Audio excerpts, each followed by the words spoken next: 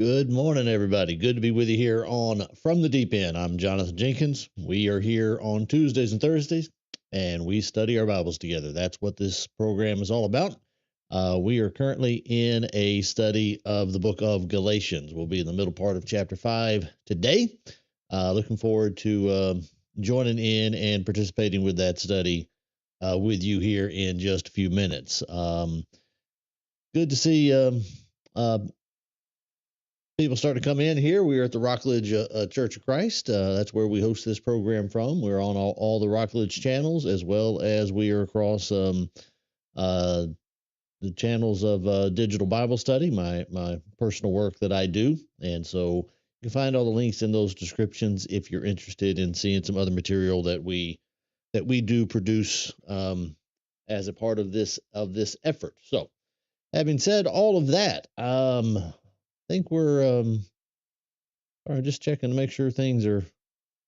Yep, looks like things are going okay in terms of the streaming quality there. Just I thought I was having an issue there, but looks like we're good to go. So, having said who we got coming in, we got Jimmy in there. Hey, Jimmy. Tammy, good to see you this morning as well. Looking forward to our study today.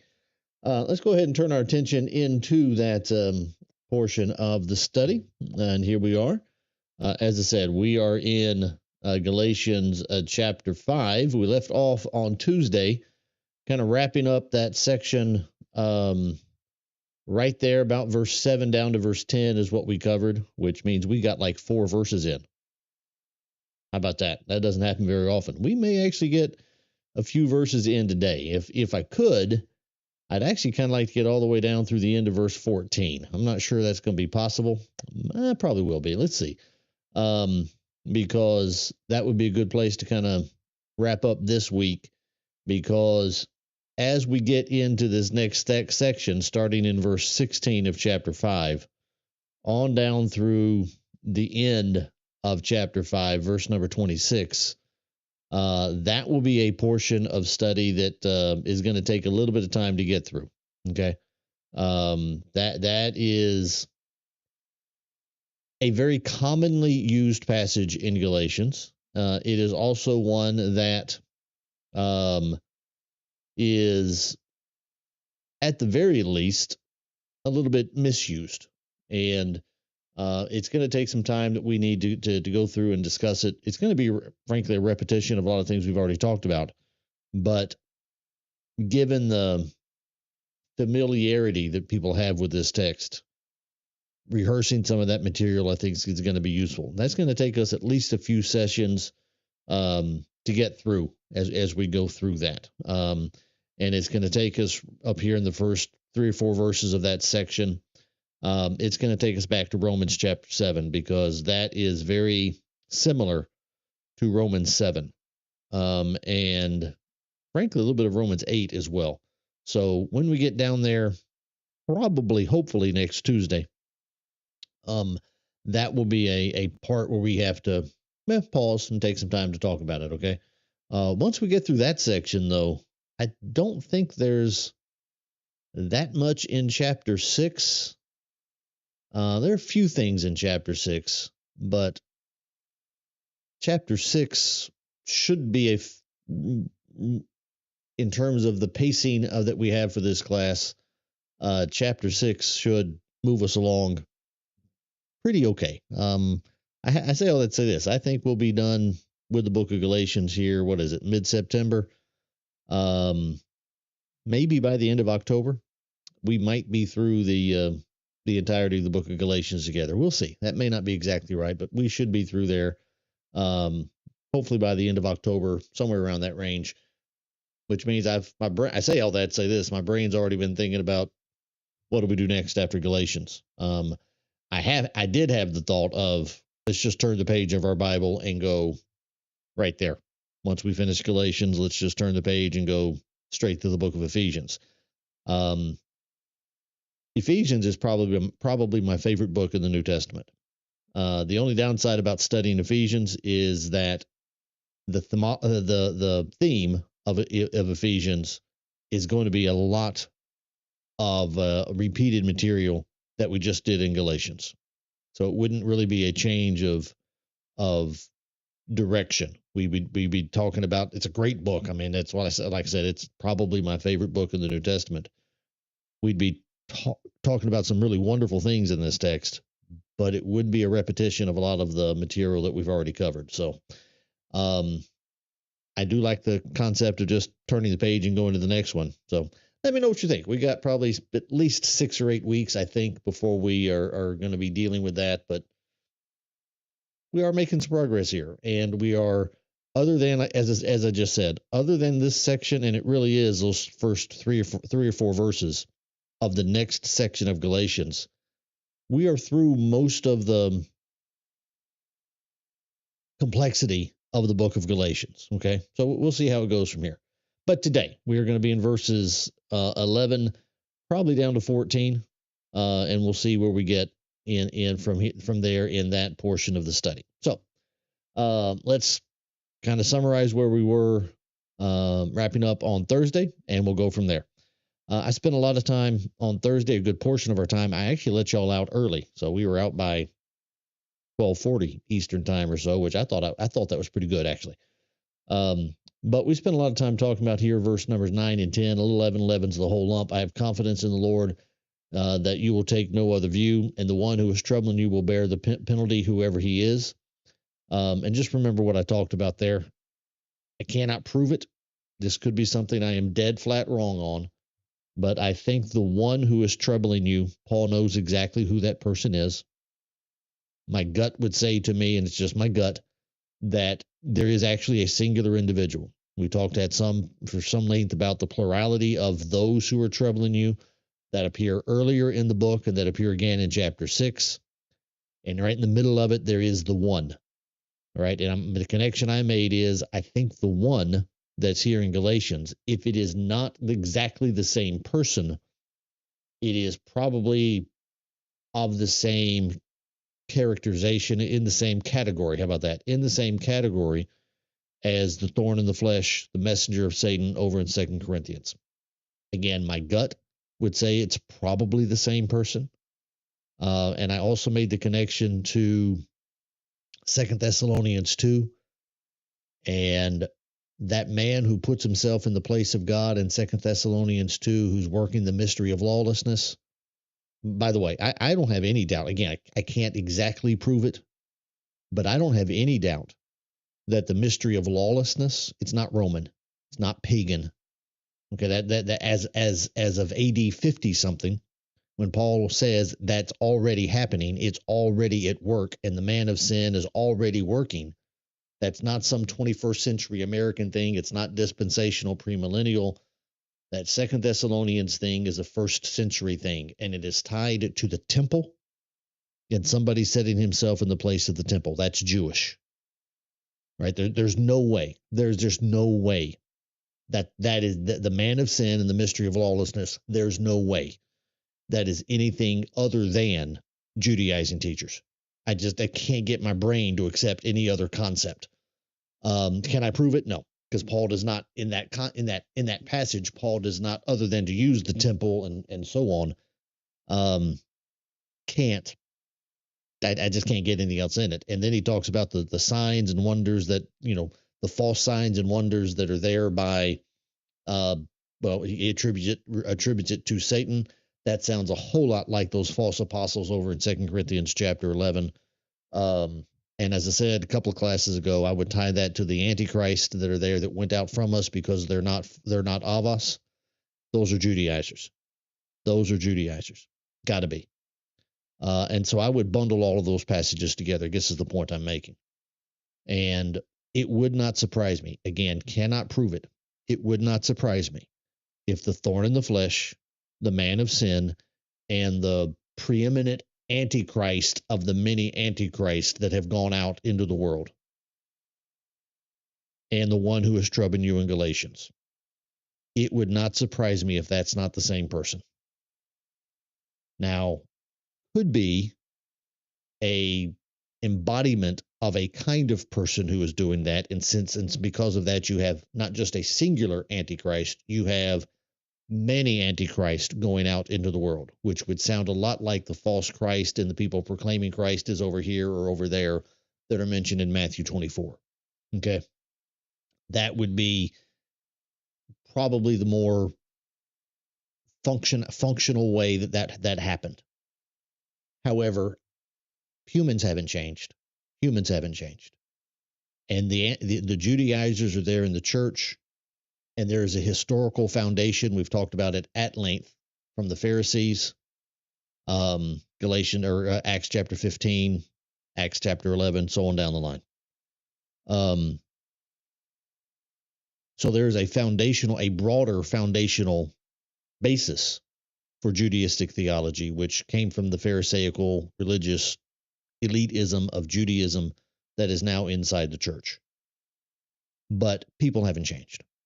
And anytime you have a group, you have an organization put together, there's always a leader of that organization, whether that be a conservative or as we would call it, a progressive or liberal organization. There's always a leader, always is. Okay, Charlie Kirk, who was killed week and a half ago now at this point, 8-9 days ago, founded Turning Point USA. Okay, big organization. And if you're on the right-hand side of the political spectrum, particularly in activism or social media, whatever you want, what do you want to call that? Guess who the leader of it was? It'd be Charlie Kirk. He founded it. That's the way it works.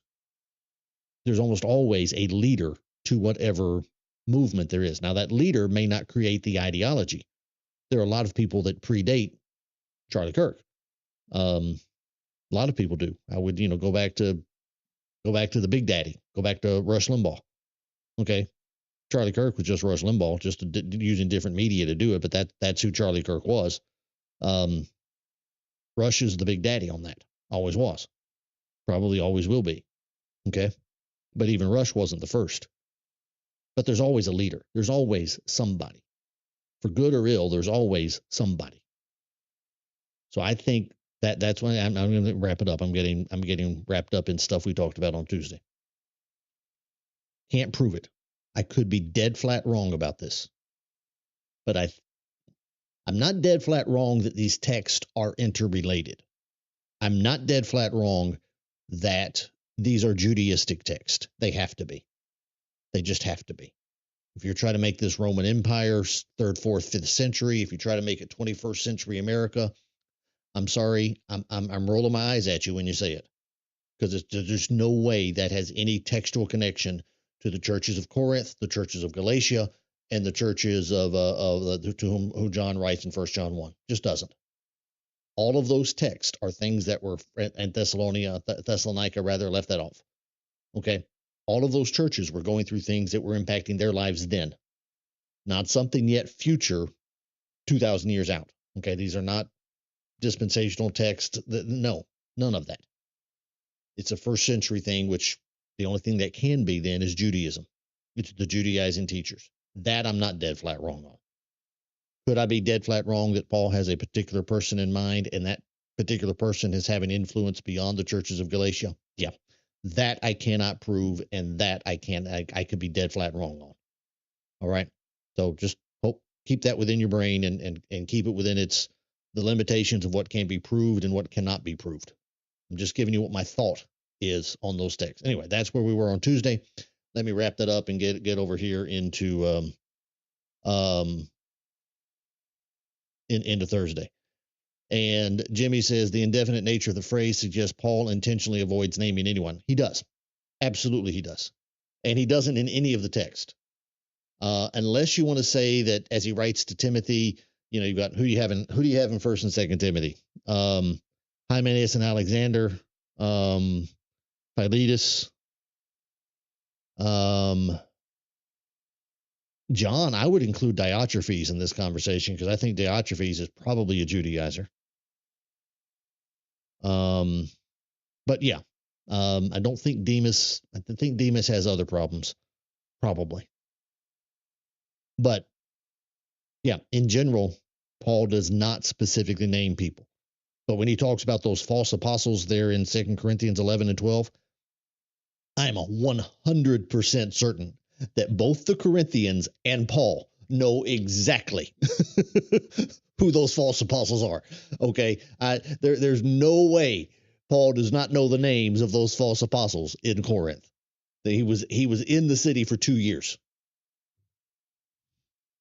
Wouldn't Can't prove this one either, but it would not surprise me one bit if those false apostles that are in 2 Corinthians or in the city of Corinth were not there during the 2 years that Paul was in the city himself. I just would not surprise me at all if those people are not members of the church there. Because that would make them a lot, because they would have, if they'd been members of the church there for 2 years when Paul was there, he would have laid hands on them. And at least for a time, those signs they disguised themselves as angels of light. At least for a time, I suppose if they went far enough off, the Holy Spirit would stop working through them. But at least for a time, they had access to the spiritual gifts that Paul would have given them. Okay? That would be a good starting point for your false doctrine. Again, cannot prove it, but that's exactly, that's where I would go with it. Okay? I see you there, Travis, saying I loved Rush, but I've always been a right of him. Yeah, well, that's also true, because Rush, one thing Charlie Kirk was that Rush was not was religious. Rush was definitely not religious and did not take the same moral issues, although he was fairly conservative morally, but no. And Kirk was not right about a lot of doctrinal matters either, by the way. You've seen a lot of members of the church saying some good things about Charlie. Be careful on that, because he was not exactly right on doctrinal matters. Anyway, back to our topic. So here we are. Verse 11 is where we pick up. He says, "But if I, brothers, still preach circumcision." All right. Now that goes right back into the things I did by way of introduction here. He's obviously still talking about Judaizers and so on, and effectively the negative impact that these people are having on them. And if he says, if I were still doing that, why am I still being persecuted? Okay. If I'm still preaching circumcision, why would I be persecuted? In other words, this is, again, kind of a concluding type argument to everything we've had through the first 4.5 chapters of Galatians. You Galatians are going to have to make a choice. All right. Now he says, back up here, if you would accept circumcision, you have to keep the whole law. So Paul on one side says, okay, it's not just that they're telling you that you need to be circumcised. You're going to have to follow what they say about the law, which, of course, as we went through that text, we talk about the fact that Peter said in Acts 15, we're going to put a burden on them that neither ourselves nor our fathers were able to bear. And Jesus, talking about these Pharisaical people, says about them that they don't lift their finger to do the things, to keep the burdens, rather, to bear the burdens, rather, that they're putting on the shoulders of those who are just like them, or that they're trying to proselytize, whatever that word is. They're not getting, none of that's going to connect. Okay. So on the one side, there's that problem. If you follow them, you're going to have to follow them for everything that they say. So you're going to have to do that. Okay. The end is that you are then severed from Christ. If you go down that path, you are severed from Christ. I think that's effectively what he's telling them down here. Okay. I have confidence that you are going to take no other view. This little leaven leavens the whole lump, which means, again, you're going to be, again, submitting to a yoke of slavery. You can't do it partially. You can't just keep circumcision based upon this Judaistic theology without keeping all the customs of Moses. And Paul says, I am 100% convinced that you're not going to go down that path. And let me rephrase that into Jonathan language. He says, you can't be that stupid to follow that. That's effectively what he's telling them. There is no way y'all are that stupid to go do that. Don't ever think stupidity has limits. It does. It does. Sometimes it just keeps going, and maybe they did, but that's what Paul says here. Okay, and then he says, I take it to mean this: if you're going to accept circumcision, Not only do you have to keep the whole law, not only are you severed from Christ, not only are you going to go down the path of the one who is troubling you, that's going to be, you're going to have to bear that penalty along with him. But what you're also going to have to do is give me up. You know, the one whose eyes you would have cut out your own eyes to help me, as he said back in chapter 4. That person, the one who's now asking, have I become your enemy because I tell you the truth?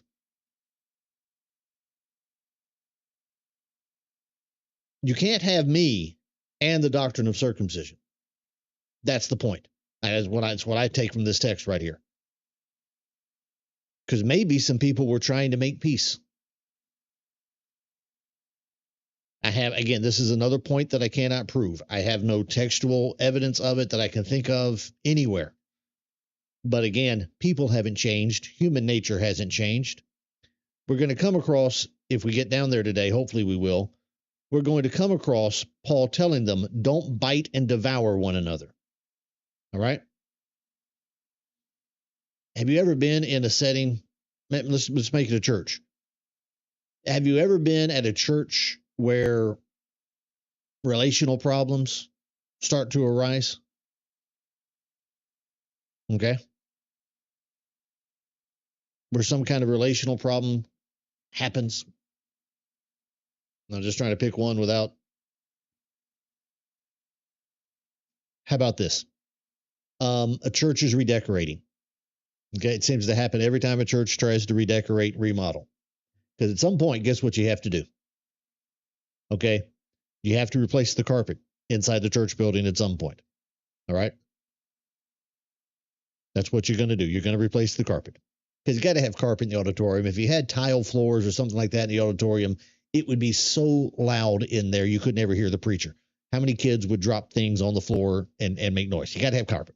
But sooner or later, that carpet's got to be replaced. Do you know what happens in every church? And this is not just Churches of Christ. This is every kind of church. Guess what happens when you start to replace the carpet in a church? People get in a fight about it. It's just going to happen. It may not be like a mean fight. It may be too small of a fight to matter over this, but sometimes it's not. Sometimes you can split churches over these kind of fights because the argument over the carpet or what color paint to use on the walls or whatever it is gets so heated that people end up parting from each other. Now, when that starts to happen, there's always that third person. That third person always pops up. And that third person tries to be a peacemaker and tries to come up with some way of making this problem solve itself. And a lot of times, if they end up getting their way, you end up with a colored carpet that nobody wants. You end up with a colored paint on the walls that nobody wants. It's popped in my brain because I'm thinking of a congregation that I know that I don't know how many years ago. It's been a few years now. They went through this process. They remodeled their auditorium, and it needed it. It had been that auditorium was. It was dated, not a congregation that I'm a part of, by the way. They ended up with something that the next time I went by that auditorium, the next time I was there, I looked at it and went, wow, that is a special color combination y'all got there. That is special. I didn't say anything out loud, but I'm thinking, boy, that is special. Because even I know there's no way that I never didn't ask it. I don't know the people involved, but I guarantee you what happened. I just knew it as soon as I saw it. Maybe I'm wrong. I could be wrong. But the people on that end of the spectrum would have had something that would have been maybe not my choice, but would have looked okay. The people on the other end of the spectrum, again, maybe not my choice, but it would have looked okay. They ended up with something in the middle. There's just no way. There's no way anybody looks at that and goes, oh, yeah, that's good. What happened was they came up with a solution that kind of met in the middle. Okay, that's what happens. Every time you have that debate, That's what happens. Even if it's a family going out to eat dinner somewhere, you're going out to where y'all want to go eat.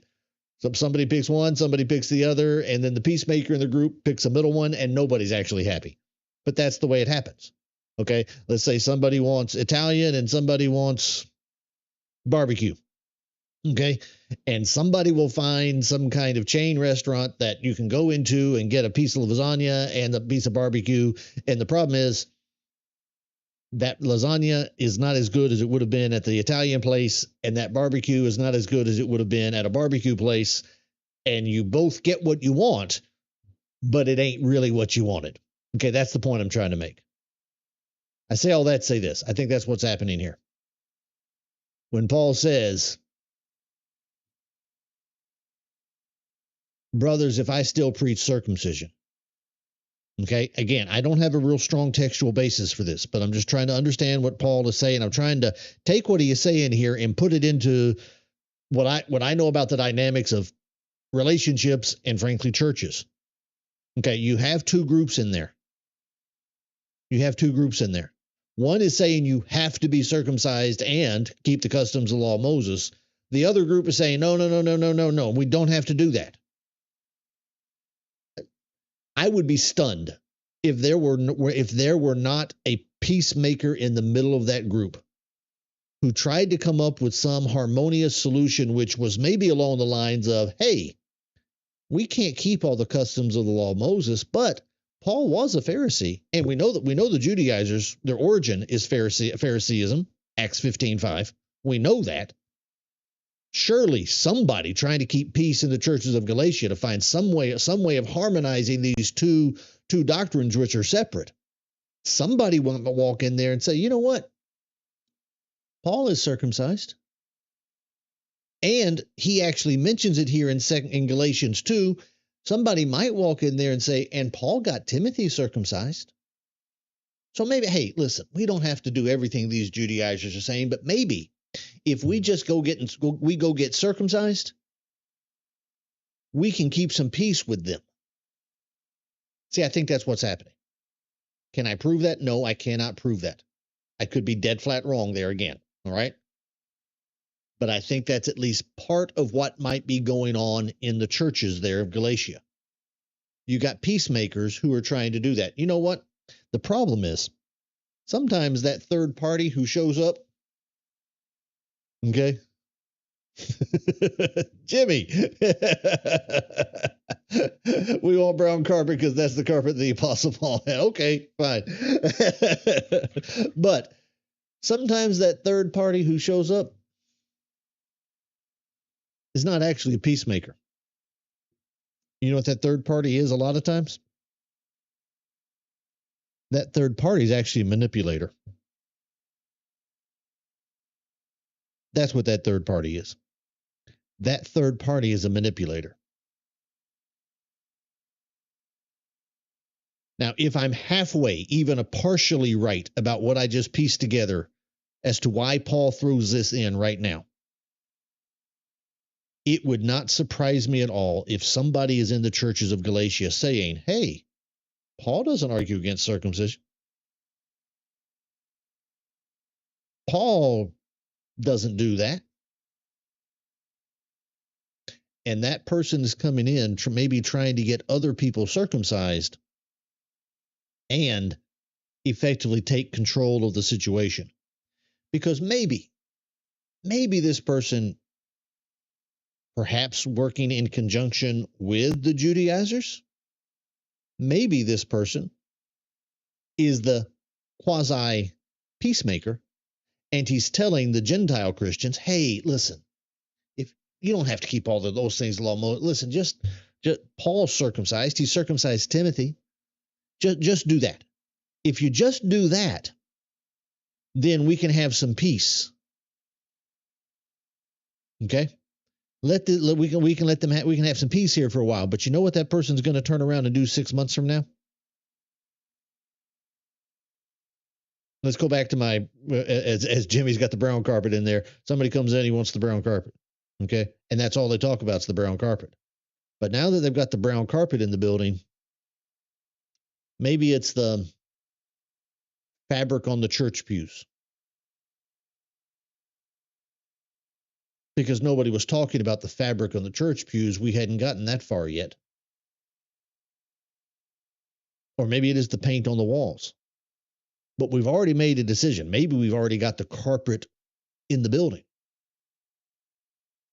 And what I've just done is set the stage for what I really wanted. What I really wanted was a matching color on the pews when we reupholster the pews. I wanted a different color there. And so I was just thinking 2 or 3 steps down the road, and you weren't, because you were focused on the carpet.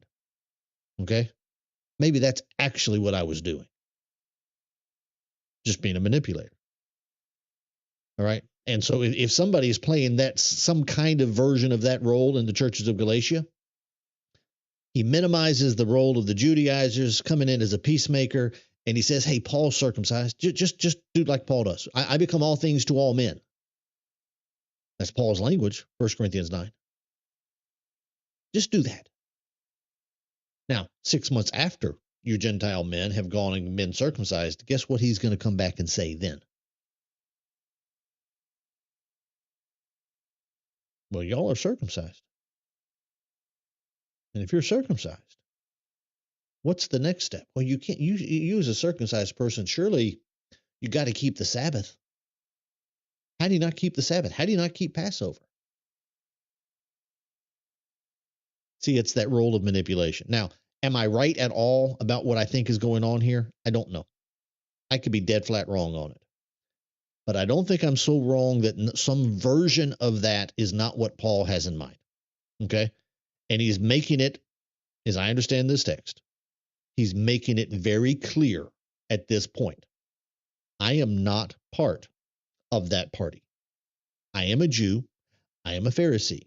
I am a Hebrew of the Hebrews. I surpass them in all of these things. But you Galatians need to understand something. I'm not one of them. I have no connection to them. If you go down their path, number one, you're going to have to keep the whole of the law. Okay, they're not just teaching you circumcision. Sometimes we do that ourselves. When we just talk about the Judaizers, we say, oh, the Judaizers wanted to circumcise the Gentiles. Yes, they did. That is true. But that is only the beginning point. They, to use the language of Jesus about these men, go back to Matthew 23. Jesus says about them that, there it is. Woe to you, you Pharisees, you scribes and you Pharisees, you hypocrites. You travel across land and sea to make a single proselyte. And when he becomes a proselyte, you make him twice as much the child of hell as yourselves. Okay, that is who Pharisees were. They wanted to control and own everybody. Okay? And Judaizers, again, just in case you have forgotten, the circumcision party, which is specifically mentioned in Galatians 2, the circumcision party is it's a believers. These are not nationalistic Jews. These are Christians. But they are Jewish Christians who belonged to the party of the Pharisees. Okay? They still did. These were Pharisees. That is the origin point of Judaistic theology. And it is not just to be circumcised in order to be saved. It is to keep all the customs of Moses. Okay, you got to get it. And so effectively what Paul is telling them here in Galatians chapter 5 is, if you accept circumcision based upon this Pharisaical doctrine that you're being taught, you got to do everything. And that would include all of the rabbinical lore. That would include all of the traditions of the elders of Mark chapter 7. Because you think a Pharisee is going to let that slide? Pharisees, standing right there listening to Jesus, said, why are your disciples not keeping the traditions of the elders? When Jesus goes back to heaven and he's not there anymore, do you think all of a sudden their brains just said, we don't have to do that anymore? No, of course not. They were trying to keep all of that intact. Okay? They were trying to keep all of that in place. All right? I was, no, I don't want to go down that path. Maybe I can circle back to it at some other date. You need to study the the Ebionites, the Jewish sect called the Ebionites. Okay. I actually I obviously had heard of the group before, but maybe it's because I'm studying Galatians. For those who are at Rockledge, on Wednesday night, we're doing a Bible questions and answers. And where I ended the class last night, okay, it was a question that one of our members put in for our Wednesday night class about the Nazarenes that Paul mentioned, or that is mentioned there in the end of the book of Acts 25, is it? The sect of the Nazarenes. And I was actually doing some research on the Nazarenes because there's a couple of different uses of it in the Bible. Is it Nazarenes or Nazarites, or is it Nazareth? But one of the commentators I was reading after connected the Nazarenes to the Ebionites. I'd never done that before. And as I was reading through his write-up of it, whatever Bible dictionary it was out of, I don't remember. The way he described the Ebionites made me think for a second. I've never had this thought before.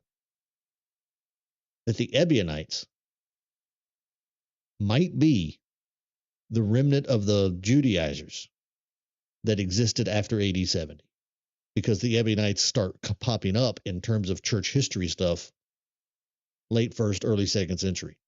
It's a thought that popped in my brain. I have no earthly way, because what they did effectively was to deny the virgin birth of Jesus, okay, but still demand people keep the law. And they themselves were very careful law keepers. That's their reputation. We don't have any of their writings, as far as I know. I think all we have of them is what early church fathers wrote about them. And that's not 100% in harmony either. But I just, way off topic. Just throw that out there for anybody who's ever thought about them. Look them up. It's an interesting thought. And if y'all know anything about them more than I do, because like I said, it's a group I've heard about. It's one of the Jewish sects that you come across. You'll find their names mentioned every now and again. It was a new thought for my brain. I had a new thought in my brain yesterday that, at the very least, I think could be, maybe, could be. Anyway, back to our topic. Just throw that out there. Every man who accepts circumcision, you're obligated to do everything they say. Okay. And Paul's making the point here. If I'm separating here, or I am separated from them, okay, I do not still preach circumcision. All right. I got some long comments here. Hey, who we got coming in? Good to see you this morning, David. Patricia, good to see you. Arlene, hey there, Arnie. Okay, Jimmy, what you got here, man? He says, my home congregation many years ago remodeled and ended up with brown carpet, pink pews, and pink floors. I don't know if is that the truth, Jimmy? Is that actually what happened? I've got that. You just, okay. Hey, PD, good to see you this morning. What you got there, Vicky? What's Vicky say? Good morning. I usually listen in the afternoon. Such an informative study. Thank you, Jonathan. Also, Eric Owens just completed a gospel meeting for us. Man, y'all must have booked that out about 2015. Because we got, here at Rockledge, we have Eric's brother, Greg, coming in next month. Greg Dismuke will be here next month. Okay. 2 reasons for that. 1, Greg is really, really good. And frankly, I'm going to say it out loud. I'm going to say it out loud right in front of everybody. Okay. If I had to have one of them for a gospel meeting, well, both choices would be awesome, because they're 2 of my top 3 pulpiteers, if you will, in the Lord's church right now. I know 2 of the 3. One's Greg Dismuke, one's Eric Owens. But if I want to have just be an old-fashioned gospel meeting, Eric is too calm. He's too nice to people. Greg is exceptionally nice to people too, but Greg's got a little spunk in him that Eric just does. Eric has it. He just doesn't let it out as much. Greg lets the spunk out a little bit. We got Greg coming in. The other reason we got Greg coming in is you can book Greg. This congregations he's at, let him do, I don't know. I don't know how many he does. He does 15 gospel meetings a year. Eric can't. Eric's booked out longer than that. It's really tough to get Eric. I'm pretty close to Eric. I'm one of his friends. I tried to get Eric here. I would have to lean on him pretty hard. I am friends with one of his elders too, where he preaches. I need to lean on that elder and see if I can't get Eric booked here for Rockledge sometime this decade. Anyway, off topic. But hey, Eric I'm sure he did outstanding job for you. He always does. Anyway, what we got here? Jimmy says, yes, it's absolutely true. Have mercy, Jimmy. Have mercy. Okay. You got any pictures? All right, back to our topic. So he says then, why am I then still being persecuted? All right. So again, another phrase that makes me think that at least someone there is trying to obfuscate or cloud in some way, conflate what Paul was teaching to the Judaizers to make some kind of harmony between them. He's trying to do that, create some kind of harmony between them, whether that is a third-party peacemaker or whether that is a third-party manipulator. I don't know. My guess would be manipulator. That'd be my guess. Okay? But I believe Paul is in this because he's already done it. That's effectively what the end of chapter 4, you're not according to the flesh, you're according to the spirit. You are not, we are not of the, let me scroll that up there. We are not of the children of the slave, but of the free. Okay. Children of the slave is not depravity. We've had that conversation. Children of the slave is a rule-based elemental principle of the world paradigm that the Judaizers had to have. That's the basis of their doctrine. Paul says we are not that. There is no harmony there, and that's chapter 1. You've left the gospel to a different gospel. Not that there is a different one. All right, this is binary, truth, false, right, wrong. Okay, that's what you've got. Nothing, no harmony here. All right, and that's what Paul is getting to right here. If I am still preaching circumcision, why am I still being persecuted? Why would they still be after me? Why would they be following me around from city to city to city? And by the way, this is not Roman, right? Not Roman. Now, Paul would eventually end up in Roman jail. Yes, he would. But what got him into a Roman jail? How did he end up in a Roman jail to begin with? Oh, that would be Jews. That would be Jews. Not Judaizers. No, Jews in the temple. That's who was there. The persecution was Jewish. I'm interested. I want to see what our commentator that I use sometimes, this evangelical guy. I want to see what he says about it. Apparently Paul was charged with still preaching circumcision. That's what I was getting at. Certainly before his conversion, he did that. Okay, that's right. Could be interpreted as favoring circumcision. Hey, I'm actually agreeing with an evangelical commentator. So far, at least, we'll see. Paul countered with a simple question. How is he still being persecuted? If Paul preached, so he goes basically the same path. Okay. Let's see what he says. But it had not, because people still found the gospel message, which proclaims man's total. Aha! I knew it.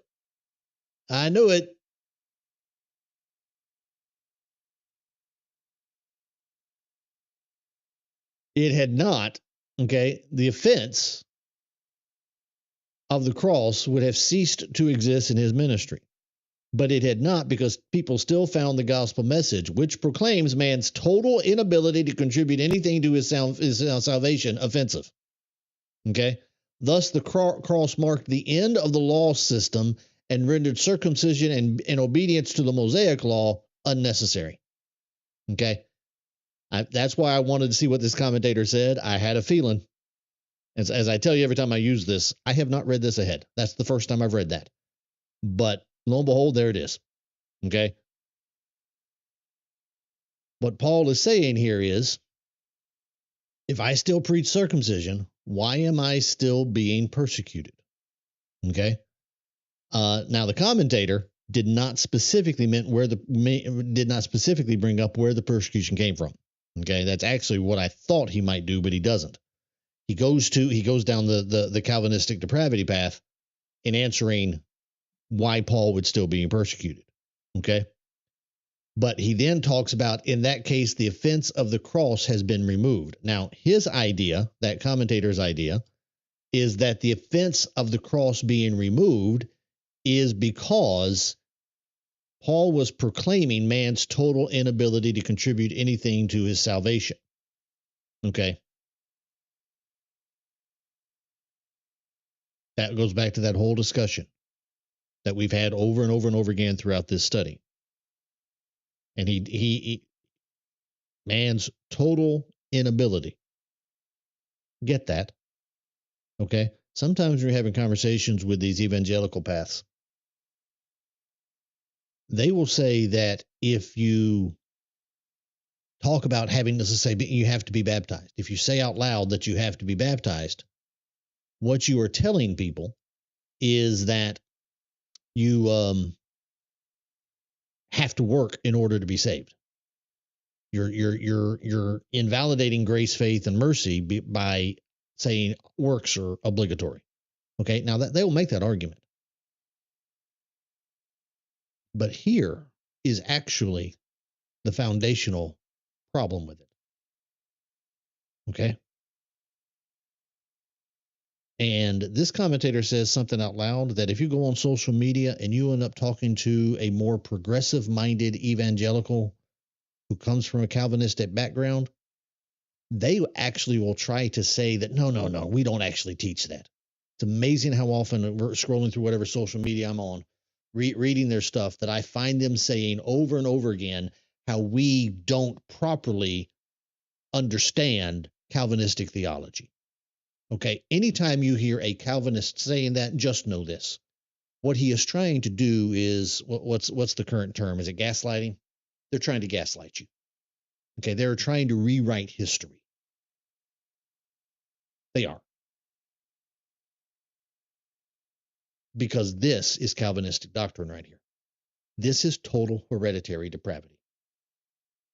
Man is totally incapable, unable to contribute. It is not that his contribution is unnecessary because it's by faith alone.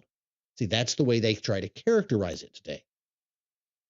That is not the basis of Calvinistic theology. It is total hereditary depravity. That's the basis. Total hereditary depravity. So you are totally depraved. You are totally unable to obey God. Okay? Now, this commentator, I don't know what year this book was written. I haven't looked it up.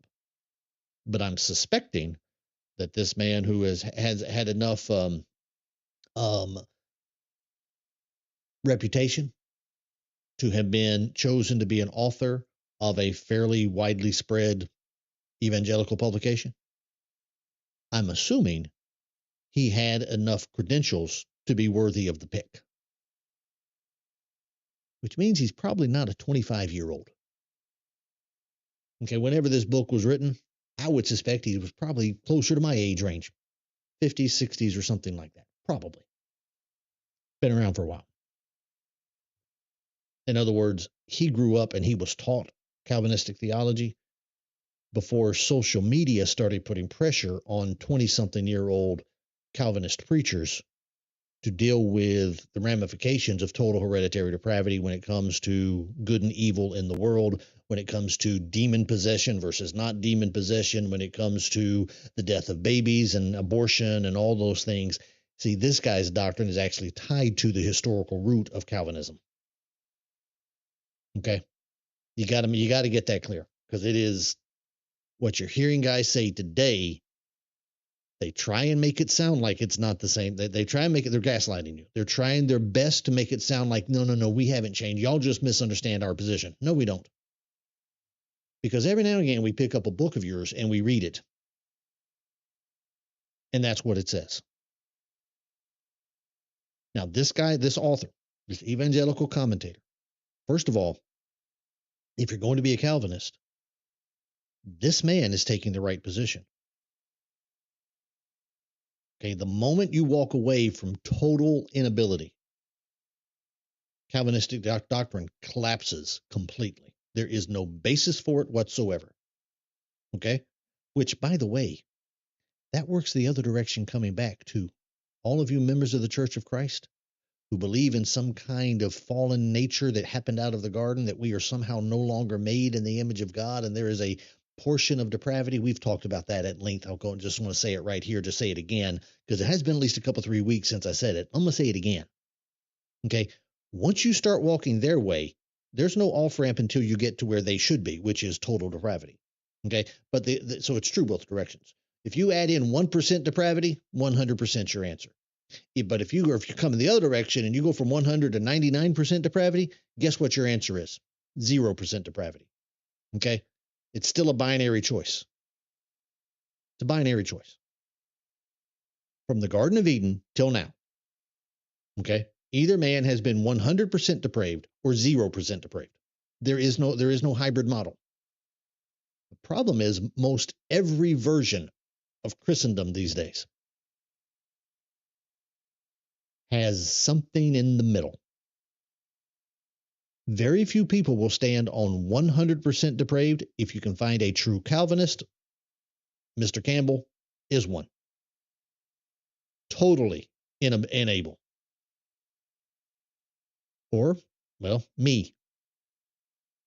You are 100% capable of obeying God's law. Okay, I didn't say 100% you will do that. Did not say that. I said you are 100% capable of obeying God's law. God did not ever ask anybody to do something they could not do. Noah knew how to build an ark, or God gave him the knowledge to so do. He was going to live long enough, and he had the tools, he had the resources to build an ark. God didn't ask him to do something he couldn't do. Noah was 100% capable of building an ark, and so he did. 100%. Depravity is not a doctrine. It's just not. It's not in your Bible. Now, does living in sin ultimately have a net price to pay? Are there consequences to it? Sure. Your foolish heart can be darkened. Absolutely it can. But guess what a foolish heart can be after it's darkened? Guess what it can be? It can be enlightened, because guess what it still is? It is still a heart made in the image of God. It can be restored. It can be renewed. That's in your Bible over and over and over and over and over again. Read Psalm 119 sometime. Okay, off topic. Back to our point. The doctrine here is not depravity. Okay, the persecution is coming from Jews, and it's based upon the Gentiles have to be circumcised and keep the customs of Moses to be saved. The offense of the gospel is not works-based salvation versus faith, justification by faith alone salvation. No. The offense is Judaistic theology. That's the offense. And what Paul is arguing here is, if I'm still preaching circumcision, there is no change in anything. Okay? If you still have to preach circumcision, and when he says preach circumcision, please understand, he's talking about those who accept circumcision, those who are obligated to keep the whole law, and those who are the children of the slave woman. Those who then are tied back to the elementary principles of the world that enslaved both the Jews here, verse 3 of chapter 4, and the Gentiles, verse 9 of chapter 4. If I'm still preaching circumcision, I am still preaching that which enslaved us. But you Gentiles need to understand, the same thing enslaved you, even though it was to idols. So if I'm still preaching that, the offense of the cross has been removed. Ta-da! But if you remove the offense of the cross, guess what? You are submitting again to a yoke of slavery. What is the slavery? The slavery is not the law of Moses. See, that's where this commentator goes flat wrong. This commentator says, where did it go?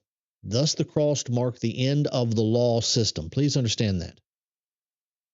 Okay, I've looked at this over and over and over again with you from this commentary. The cross marked the end of the law system. Okay? The law system is legalism. The law system, in his construct of this that we've been through, is the exclusion of justification by faith alone. It is legalism. And in his mind, that is the proper understanding of the law of Moses. The law of Moses was a system of legalism. So anyone who was justified under the law of Moses was not actually justified under the law of Moses. They were justified apart from the law of Moses by faith that somehow was given them by the Holy Spirit before the Holy Spirit was ever given. John chapter 7. Okay, that's a fun discussion to have with them. But justification by faith was not through the law of Moses. It was taking a detour around the law of Moses. There was no justification by faith under the law of Moses. Can't be, because it is inherently legalistic. Okay, that's his doctrine. We've looked at it over and over and over again. But what he is saying here now is this. The cross marked the end of the law system. Not just the law of Moses. Please understand that. See, if you just read that and I asked you what was being said here, okay, you would take what he says in the second half of this and rendered circumcision and obedience to the law of Moses unnecessary. Okay? You would say that the synonyms in this structure are law system and Mosaic law. No, those are not synonyms. Now, the law of Moses is based 100% in his view on the law system, but they are not synonyms. Law system denies justification through faith alone in his doctrine. Law system is inherently merit-based, and man is totally unable to follow a law system. So salvation in Jesus Christ, guess what it cannot be based upon even in part? It cannot be based upon a law system. It has to be justification by faith alone. Now, I haven't read it yet, at least not that I remember. We're going to have an interesting phrase when we get here into chapter 3 in just a moment, that you need to fulfill the law of Christ. I say in just a moment, in a few weeks. Galatians 6, or as I say, 3:6-2. That you have to fulfill the law of Christ. Okay, that's going to be an interesting conversation, because the law of Christ cannot be a law system. Now, like I said, I don't know what he says, but what he's going to do is he's going to work around it. He's going to say that there are laws in the gospel, but what those laws are manifestations of a faith that has already saved you. Obeying those laws of Christ and the law of Christ is not necessary to your salvation, but if you have a true faith, you will do those things. Okay?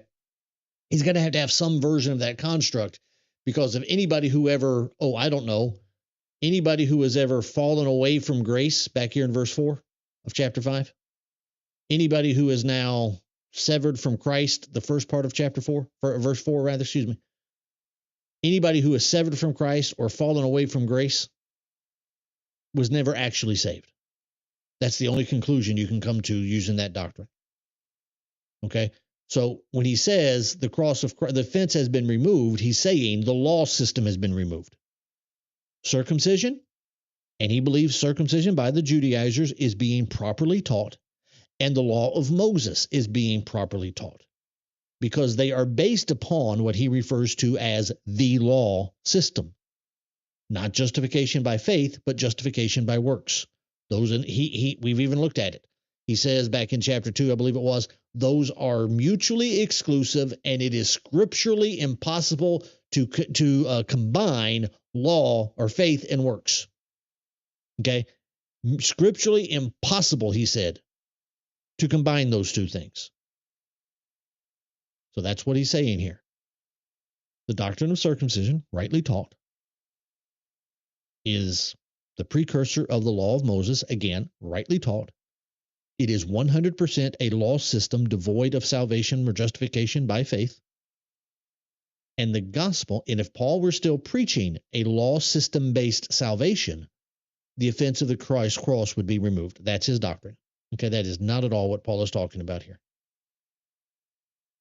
He's talking about circumcision, but not circumcision properly taught. It is circumcision not based upon the law.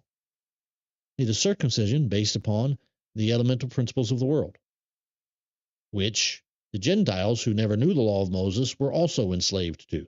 And we, again, have talked about that at length. So I'm not going back there. You need to go back and watch the 15 videos we did on elementary principles of the world as we lingered on that section of chapter 4. You need to go back and watch those again if you don't know what I'm talking about, because you need that.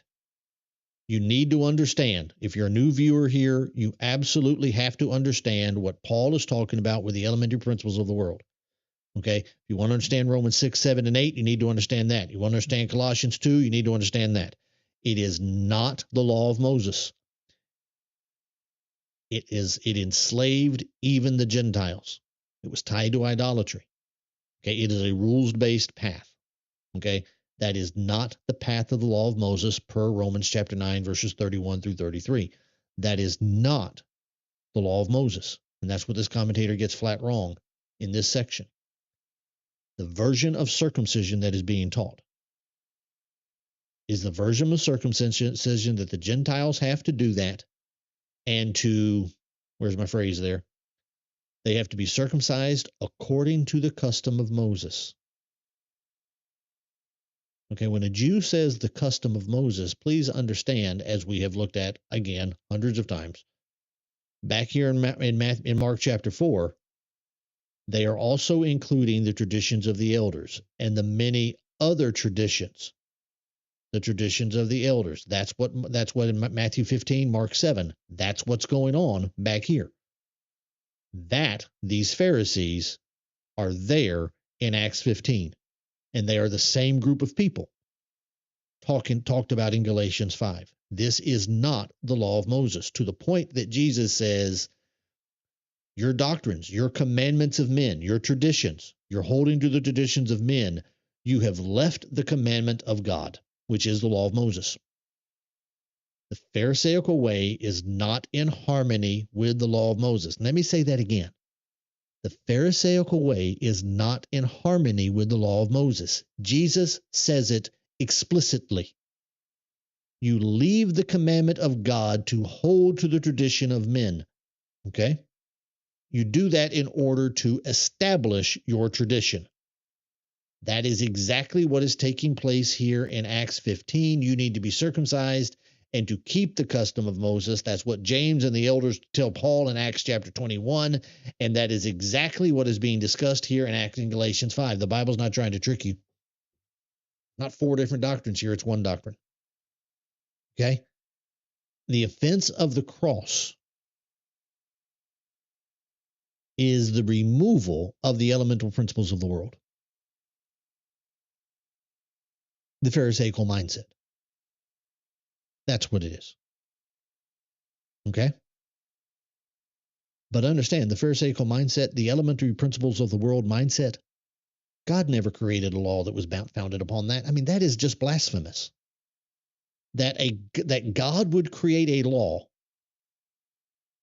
that operated in the same method as following gods that by nature are not gods. That somehow the law of Moses was intended to have the same systemic functionality as the worship of idols. God did not create a law like that. That is blasphemous. He simply did not. Okay? Circumcision, taught as it's properly taught, or should have been taught, starting in Genesis 17, circumcision did not in any way, should not in any way be offended by the cross. The law of Moses should not in any way be offended by the cross. Jesus says, I don't think that I've come to abolish it. I've come to fulfill it. Paul says in Romans 3, this law of faith, it by no means contradicts the law, but rather it upholds the law. Okay? There is no offense of the cross in the law of Moses. Just zero. If your doctrine says that the gospel of the cross offends or systemically alters then the structure, no. The type and antitype relationship is no. It's the same thing. It's the fulfillment of the thing, but it's the same thing. It's a faith-based system. All right? Paul's point here is that offense, or if I were still preaching the gospel, preaching circumcision rather, if I were still preaching that, the gospel would be subject to it. Okay. Now that's a valid point because the gospel, guess what? If you can worship the law of Moses in conjunction to the elemental principles of the world, and if you can worship idols in conjunction to the elemental principles of the world, guess what?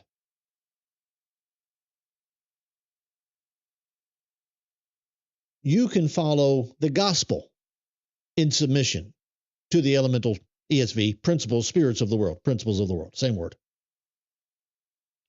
Because guess what? The elemental principles of the world apply to everything. Because that's why they are called, Paul says, the elemental principles of the world. It applies to your personal life. It applies to government.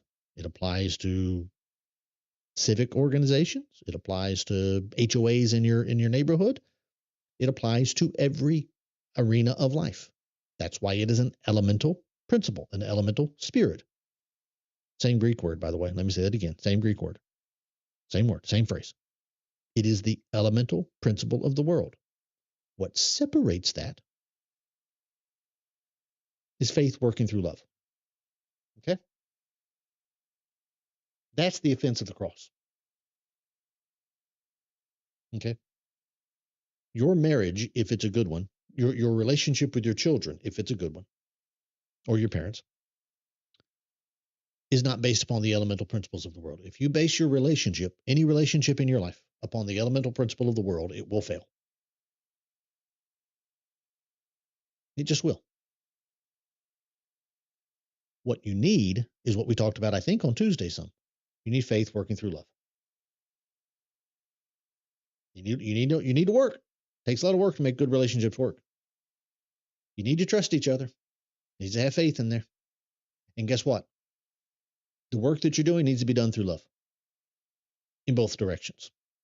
The worker and the recipient of the deed need to have love because sometimes the worker doesn't really like the person that they're doing it for because they don't like to have to do that chore. And sometimes the person who's receiving the work isn't always pleased with the work that's done. So what harmonizes that is faith and love. We trust each other and we love each other. Ta-da! Guess what? Guess how your relationship to God works and has worked since the garden in exactly the same manner. That is not the elemental spirit of the world. The elemental spirit of the world is exactly different. It's contract based. You sign a contract with your employer. You show up. I'm going to show up. Our office hours here start at 9 o'clock. Bang. I'm supposed to be here at 9. If I show up at 9:05, well, here it doesn't really matter what time I show up because it's faith working through love. It's relationship based, not contract based. But in a corporate setting or whatever it might be, if you show up at 9:05, they cut your pay. You do it too often, they fire you. Okay? Unless you happen to have a good relationship with your employer, with your supervisor. Maybe that person understands. Maybe you're a good employee. Maybe that supervisor knows you're a really good employee and he or she understands your value beyond what's actually written in your contract. And maybe you understand sometimes you throw in an extra hour or two at work just because you actually believe in what you're doing and you don't start nitpicking over every little minute that's on your time sheet because why? Well, by the time clock, does that employer owe you an extra 43 minutes of pay? Yeah. But maybe you actually believe in what the company is doing and you know the ramifications and so you don't hold them accountable for that. See, there's still a contract, but it's faith working through love. But if you don't have that and it's just based upon the elemental principles of the world, if it's just contract based, you'll quit. You'll either get fired or you'll quit and go find another job. That's the way it happens every single time. Okay? That's just what life is. And that elemental principle of the world is how the Judaizers wanted to deal with God. I fast twice a week. I give tithes of everything that I have. I'm glad I'm not like that publican over there. Contract based. The law of Moses was never contract based. The patriarchal age was not contract based. The gospel is not contract based. Relationship to God has never been contract based. I would even argue prior to eating the tree of the knowledge of good and evil was not contract based. Oh, now there was a parameter on the contract, and there was a non-negotiable item on that contract.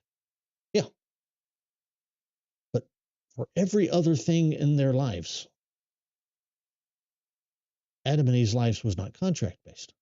It was relationship based. I mean, I talked about marriage a minute ago.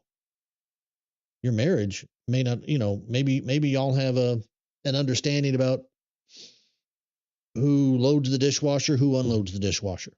Maybe you do that, okay? But if you violate that, maybe sometimes if you're the loader, maybe sometimes your spouse will unload or load for you. If you're the unloader, maybe your spouse will do backwards and forwards, right? Because you actually like each other and you cut each other some room, even though you kind of have a contract item in your relationship. You figured it out, okay? But men, let me help you here. If you go out and get a mistress and start having an affair against your wife, guess what you just did? Well, you just crossed that line. There's a line where the contract is now broken. Before that point, your relationship was not contract based. It was faith working through love on both parties. But at some point, you hit that line where the contract is now broken. And she'll divorce you, which she likely should. Okay? Contract's broken. Same thing with God. Adam and Eve, we got a contract here. One thing, don't eat that tree. Beyond that, keep the garden, yeah. But I'm sure God looking at them, go have fun in the garden. Yay, enjoy yourselves. Okay? Nothing changed.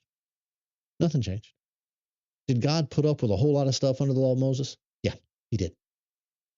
He did. He put up with a lot of stuff under the law of Moses. Continued to bless him, continued to be with him, put up with a lot of stuff. David put up a lot of stuff with David, still put up a lot of stuff with David. Still said of David, he's a man after God's own heart, and used David as the example of how kings are supposed to live, basically from that point forward. But put up with a lot of stuff from David. You know what David never did, though? Even though he made his share of mistakes, guess what David never did? Unlike Saul, David never broke the contract.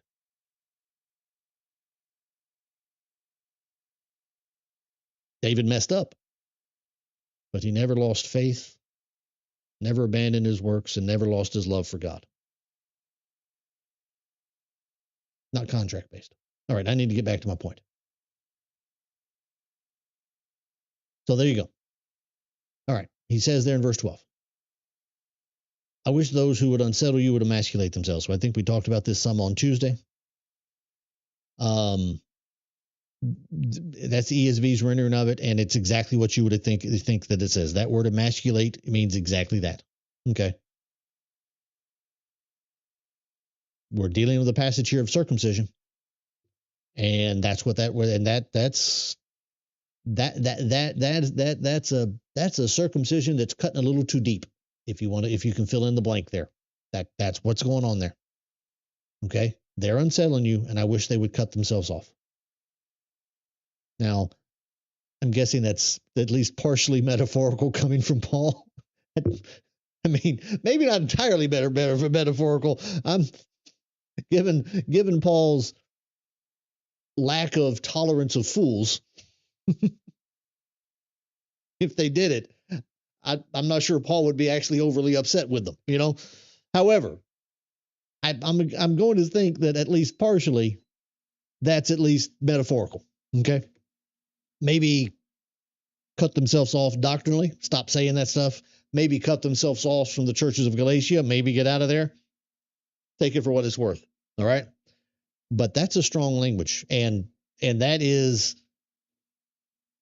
that's a proper translation of it. What's a King James says it? King James has, where is it? It's too far. I wish they were even cut off, which trouble you. Okay.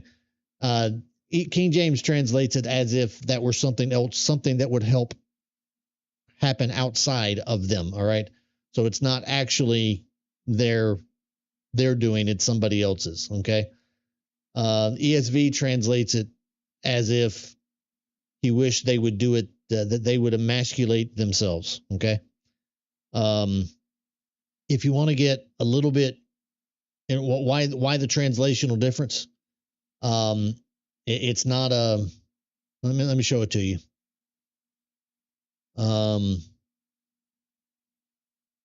Bring up the interlinear for a second. Here it is. They would emasculate themselves. Okay, here's your Greek term, Strong's number 609. But look at the I really should know what that unit is called. There has to be a proper name for it. I keep forgetting to look it up. Okay, but that is those 4, 5, 6 characters. There's got to be a name for that. There's got to be a single English word that describes that. But there it is. It's a verb. That's the V. It's the F. It's future. So he wishes they would do it in the future. And here's the one that matters. Okay. Well, it is indicative. Let me get that. It is indicative. And then it is third person. That's the themselves. Okay. And it is plural, the plural part of themselves. So third person, talking about them. So not me and not you, but them. Okay. It is indicative, an action, a command, if you will. Okay. But the translational difference comes from the M. The M means middle voice. All right. And that's what you've got there. That's what the King James takes the middle voice and translates it as if somebody else was doing it to them. Okay. The ESV takes the middle voice and translates it effectively as a first person voice, an active voice. English, we don't do that well because we don't really have a middle voice in the English. We have active and we have passive. Okay. Active voice in Greek or in English would be the ball kicked. I kicked the ball. Okay. I am kicking. Ball is the object. Okay. That would be the active voice. It works same in the Greek. Okay. An active voice in the Greek translated in English would be I kicked the ball. Okay. Passive in English, what would be the ball was kicked. That's passive, right? So the ball is now the object of the active is now the verb of the subject, the subject of the next sentence. The ball was kicked. So the ball was kicked by something else. Okay. In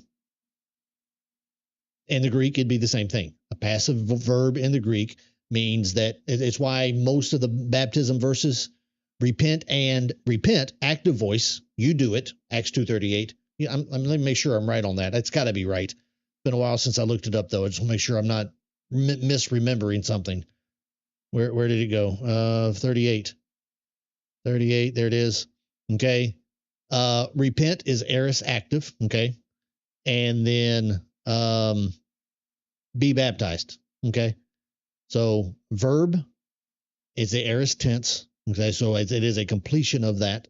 And then active voice. So you repent. And then you, verb, and again, aorist. So it's a singular completed action. And then it is passive voice. That's the P. Okay. Passive voice. You be baptized. Baptism is always passive. All right. And when it's put in the verb form, it's passive because you don't baptize yourself. Okay. You are baptized. So there's an administrator of the baptism. You submit to the act of baptism. Okay. That's the passive voice. Go back here to Galatians 5. Middle voice. We don't really have a good middle voice in the English. Okay. It would be something along the lines of I kicked the ball was kicked. It would be something along the lines of the ball kicked itself. Or maybe the ball was kicked by itself. Something like that. Middle voice. But that's not exactly right. Okay. The middle voice can have some kind of external influence, but you are also then involved in the process. And so the translators of the King James took the middle voice and effectively translated it in English like a passive. Okay. Which would make sense because I wish that they were cut off.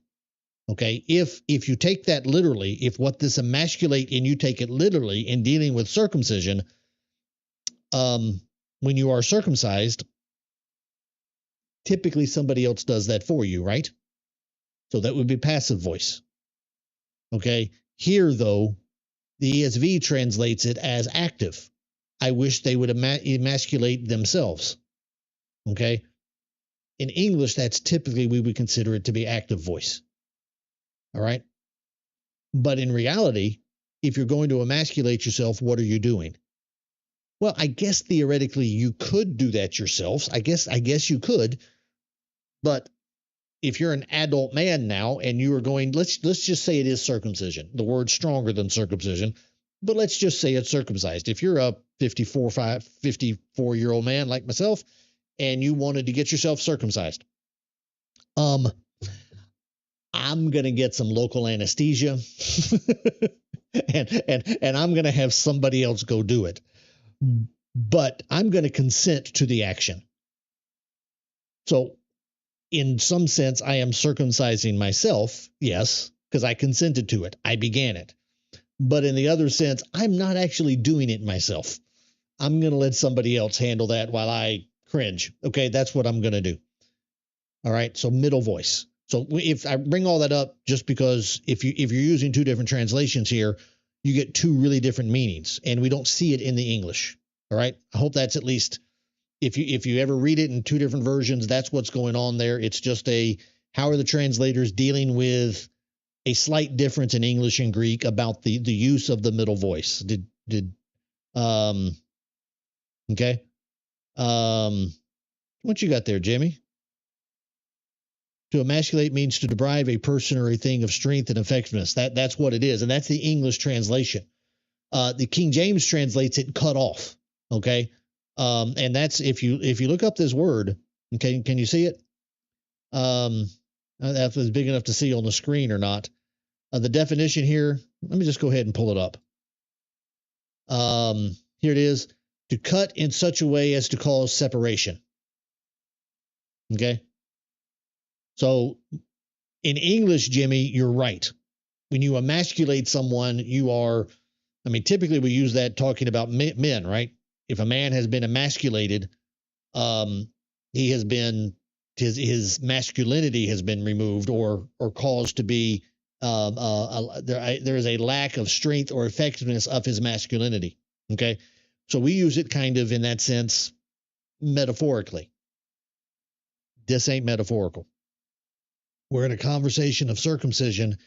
If you take it as precise as perhaps maybe Paul is talking about circumcision, I don't think he is, though. Just like this tree, that the quote here from Matthew 3, where the Greek word here is abound, this tree is going to be cut down and thrown into the fire. So this tree, which is growing on the earth, is going to be removed from the earth and thrown into the fire. This is not circumcision that Paul is alluding to, I don't think. I think he's talking about castration. I think that's exactly the path he's going down. Now, again, as I said earlier, is he meaning that literally? I actually want them to physically castrate themselves? Probably not. Again, he's not a fan of these Judaizers. So if they did it, he'd probably say, well, I'm so sad for you. Because Paul did have a good heart. But I don't think he'd be all that upset with them. If it caused them to stop teaching their doctrine, just as Jesus said, if your right hand offends you, cut it off. He didn't actually mean cut off your right hand. However, if you couldn't stop doing something with your right hand and you physically cut it off and you stop sinning, he wouldn't want you to cut your hand off, actually. But if cutting your hand off caused you to stop sinning, I'm pretty sure he'd allow it. I'm pretty sure he'd accept it. Okay. Because he wants you to stop sinning. So I think this is somewhat metaphorical, but it is more than just that. The language here is to cut off. I think it's alluding to not just circumcision, but castration. Okay. Let me move on. Verse 13. For you were called to freedom, brothers. That goes back earlier to the chapter, what we've been talking about effectively the whole day today. You're free. You're not going down the path of elemental principles of the world. You are free. Okay. Brothers, only do not use your freedom as an opportunity for the flesh.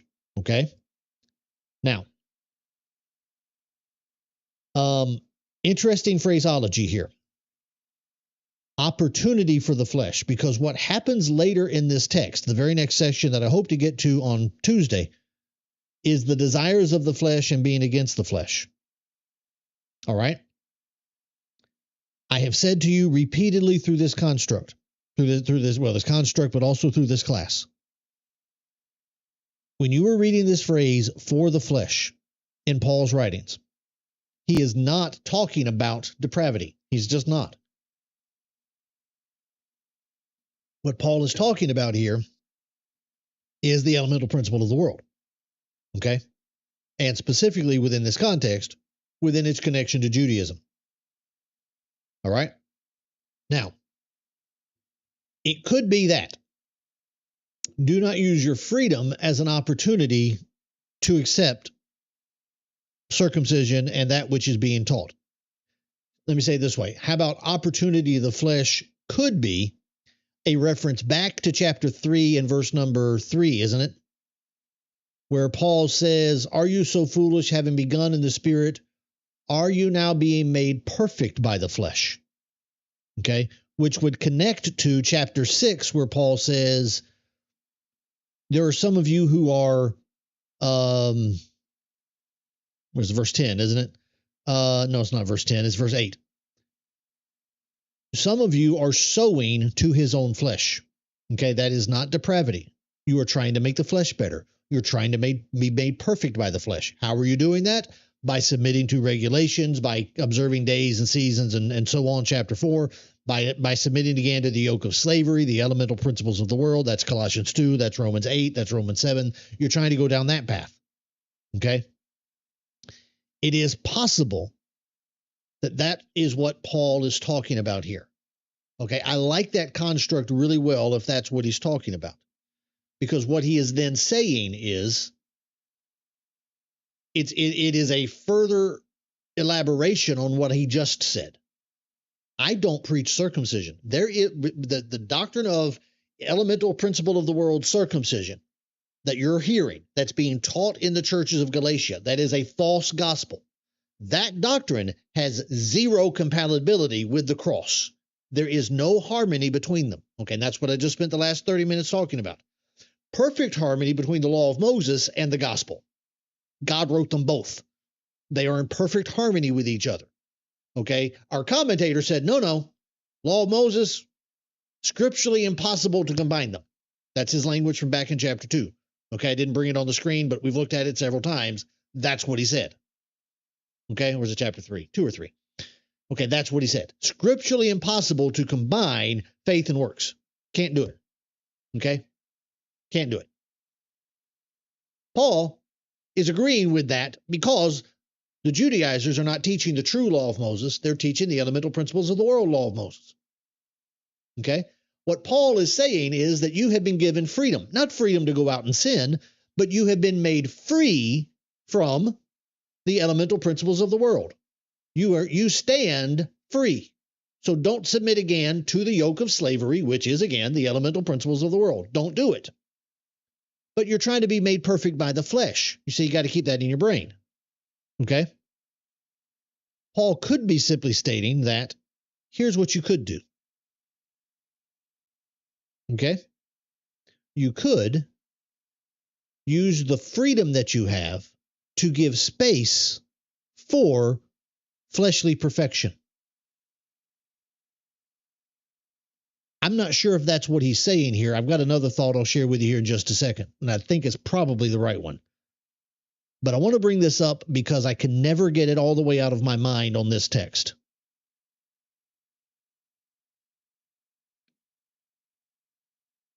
In Romans 14,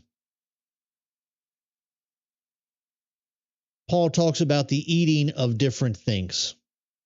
Someone eats, someone does not eat.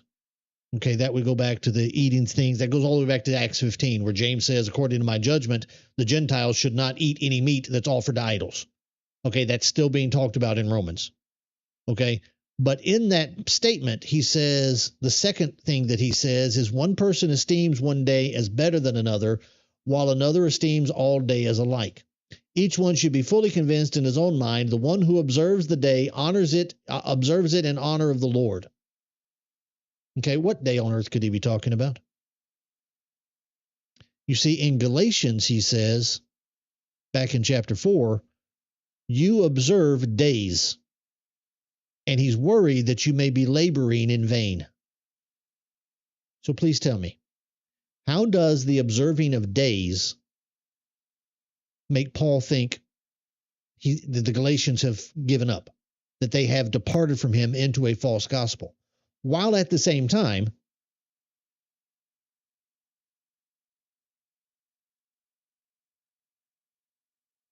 I was just, sometimes my Bible program drives me nuts.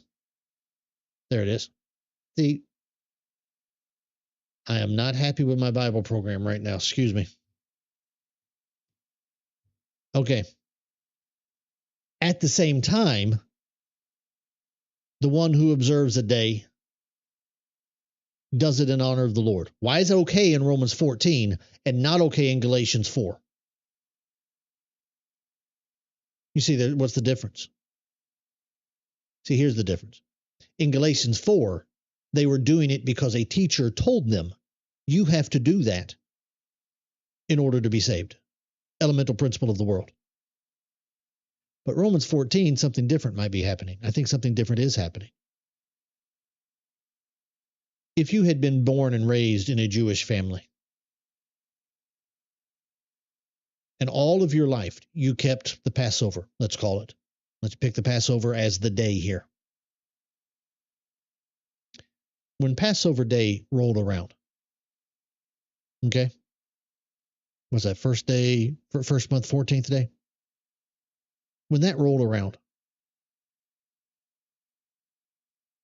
what would you do? I mean, you're an American citizen right now, and you're born and raised in a house that every fourth Thursday of November, turkey's got to be cooked. Thanksgiving dinner. Okay. Let's say everybody in your family dies. Bang. You're all by yourself. Nobody else around, all by yourself. Fourth Thursday of February rolls around. What are you going to do? Okay, I'm probably not going to cook a big Thanksgiving dinner because I don't frankly care that much for big Thanksgiving dinners. I eat it, but okay. But particularly since I'm 54 years old and I've had one every 54 years that I know of, if all my family were gone and I were now by myself, I'd at least make a turkey sandwich. Okay? I would at least do that. I'd do something on that fourth Thursday because I'm not doing it I think it's a requirement to being a citizen of America. What I'm doing is I'm doing that in memory and honor of all of the people that have come before me. See, that is not now an obligation that I'm fulfilling to keep citizenship. It is, however, an honoring of my heritage. That's why I would do it. So you're a Jew. Even Paul talking about, as you read through his travels in the book of Acts, there are mentions of Passover and Pentecost and so on. He's trying to get to places before that point in time. Okay? Because guess what he is? He's still a Jew. Be really hard to be a Jew who grew up in a house of keeping Passover, and you've heard from all of your family, from your parents told you about, and you grew up young enough, your grandparents were still alive, you ate the Passover with them, and so on. You've done it all your life, and now all of a sudden I'm supposed to stop that? No. You're going to do that. Okay? What's my point? My point's this. If you then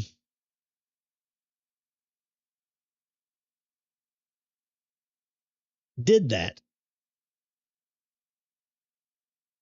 you could use your freedom as an opportunity for the flesh. It's possible what he means here.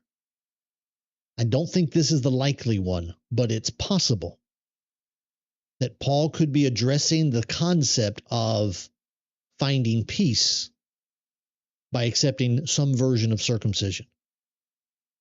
If I'm still trying to be made perfect by the flesh, my freedom has removed me from perfection by the flesh. But my freedom would also then provide me the opportunity to make use of those rules and regulations to highlight the perfection of my spirit.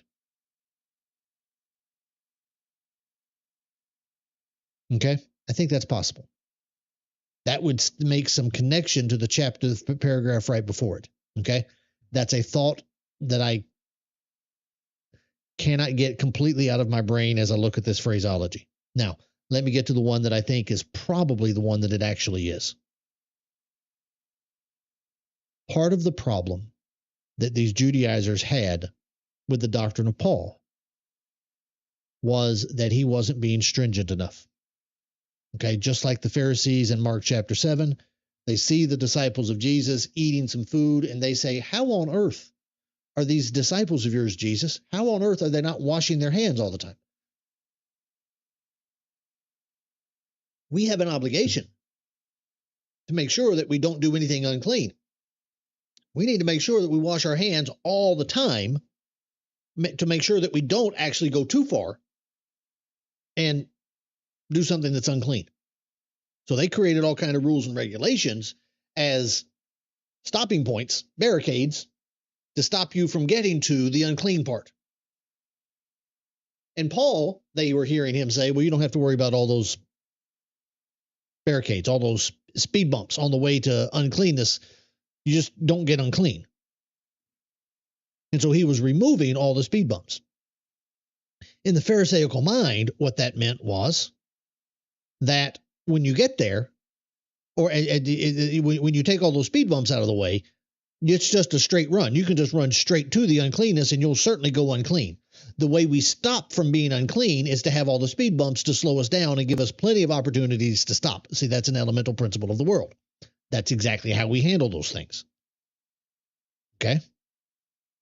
That's what we do to stop people from doing stupid stuff. We create all kinds of rules and regulations. Okay? Now they're hearing Paul say, no, don't worry about those things. And further, what he said is, when you go too far, guess what? Death no longer reigns. You now have freedom. You now have not just freedom, you now have Romans chapter 5. Christ died for us, much more than that. We also rejoice in God, through whom we now have received reconciliation. To the point that as they hear him saying this free gift that has come, and so on, the grace that abounds all the more. Sin reigned in death, grace also reigned through righteousness, leading to eternal life through Christ Jesus. The Jews would hear that, and they would hear that, and they would go, well, wait a minute. Are you saying that we continue in sin, that we should go ahead and sin more so that grace may abound? You see, that's the doctrine they thought he was teaching. That grace may abound if you continue in sin. To which then he says, some of you were saying about me, why don't we just go out and do evil that good may come? Because good, that would be about grace abounding more and more. Now, why would they say that Paul was teaching it was okay to go out and do evil? Because he was teaching, just like Jesus, you don't have to keep the traditions of the elders. To which in a Pharisaical mind, which, by the way, that is the people that he's answering in Romans 3. This is not Calvinism and Arminianism. This is Pharisaicalism versus the gospel. That's what this is. Elemental principles of the world is the book of Romans. Okay, you got to get that. It is the foundational answer to the elemental principles of the world approach to life. It is not Calvinism and Arminianism. It is not the sovereignty of the national state of Israel and so on. It's none of that stuff. It's not faith only versus works only, at least not the way that they characterize it. It is not. It is the Judaistic elemental principles of the world way of living. That's what it's about. It's about Judaistic theology, 100%. But Judaizing teachers heard Paul, and just like they thought Jesus was telling the disciples, well, they can just eat corn on the Sabbath, that they can not wash their hands, they can do all of those things and violate the traditions of the elders, and so therefore violate the law. They started saying the same thing against Paul. Okay? And he says, as some people slanderously charge us with saying. That is what they were saying about Paul. Okay, so I think that is the more likely understanding of what's going on here in Galatians chapter 6. Only do not use your freedom as an opportunity for the flesh. See, it's effectively the same. That first one that I said I can't get out of my brain, it's kind of just the other side of that same coin, though. Okay, don't use your freedom as a means by which you submit to regulations to make yourself feel better. Okay, that could be it. I don't think it is, but that could be it, because that would be, again, consistent with the peacemaking up above. Okay. On the other hand, the other side of that coin is don't use your freedom to think that you can go as close to the edge as you want to. Don't use your freedom as an opportunity. Okay. Don't do that. Number one, that's going to offend your brethren. Don't do that. That would get you right into the Romans 14 area. Don't do that. But by love, serve one another. Okay? By love, serve one another. Okay? And that's what this is, the agape form of love right here. That is the word there. It's agape, not phileos or phileo. Serve one another. Okay? And that word serve is doulos, or a form of doulos. It's the verb form of it, but it's to be each other's slaves. Serve one another. Do not use your freedom as an opportunity for the flesh. See, this is why I still can't get either one of those thoughts out of my brain. I think it's the second one. Don't use your freedom as an opportunity to indulge in the flesh, because that's going to come up here in the verses that follow. But on the other hand, I think it's also true. Don't use your freedom as an opportunity, because if he, I guess it depends if he's talking to the Judaizers or is he talking to the Galatians. Because if he's talking to a Judaizer, or at least somebody sympathetic to Judaistic theology, don't use your freedom as an opportunity to create rules and regulations. That would be effectively what the Pharisees were trying to lean upon somebody. They're trying to make their couples land and sea to make one proselyte. Don't do that. Okay. Nor, on the other hand, if you are a Galatian and you're coming out of a Greek background, a Roman background, and you just don't have the same sensitivities, Romans 14, don't, as Romans 14 says, look here. The one who eats honor, and so on and so forth. Each one should be fully convinced in his own mind. Where's the verse I'm looking for?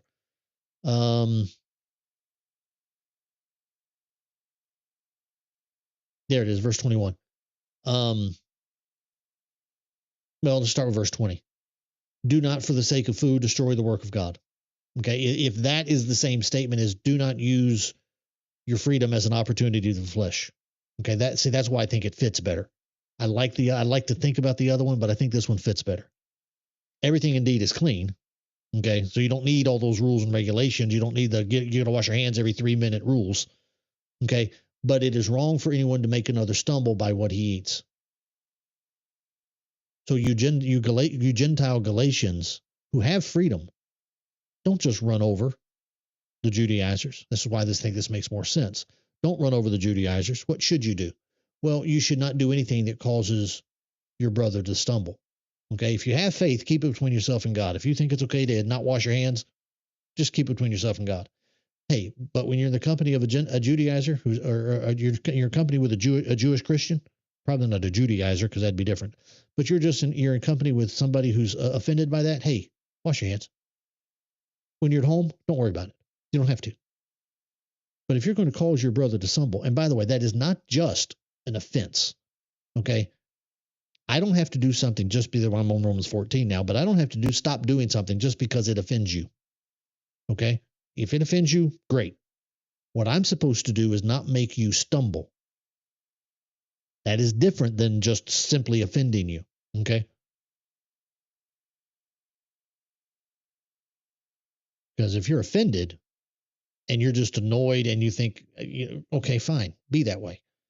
What he's talking about here is if you're eating that food that's offered to an idol in the presence of your brother, it's not that your brother is mad that you're eating it. That's none of his business. The problem is when you eat it, guess what he might do?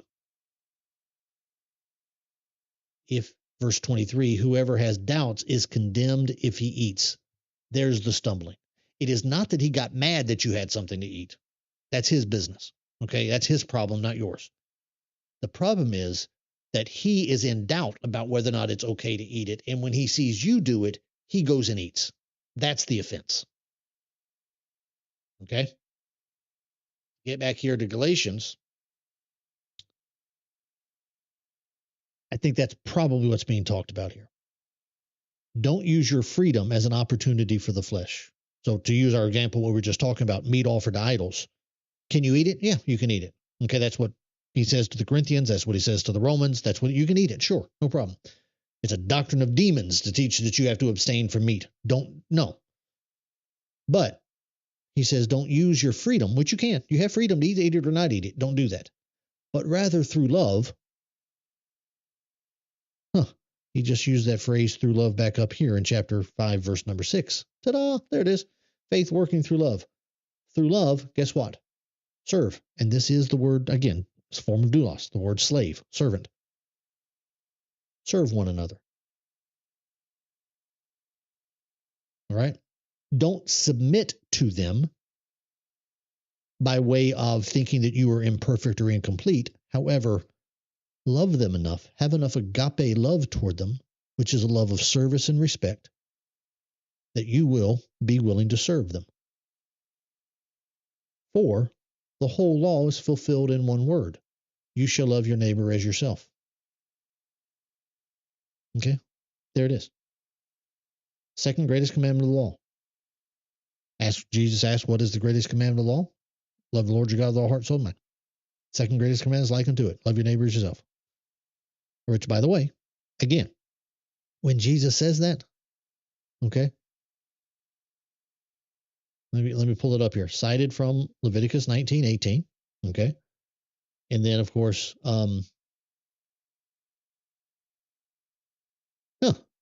that's weird. Okay, it's in Matthew. I was strange. I was expecting to find when I clicked on it the Matthew 22 reference.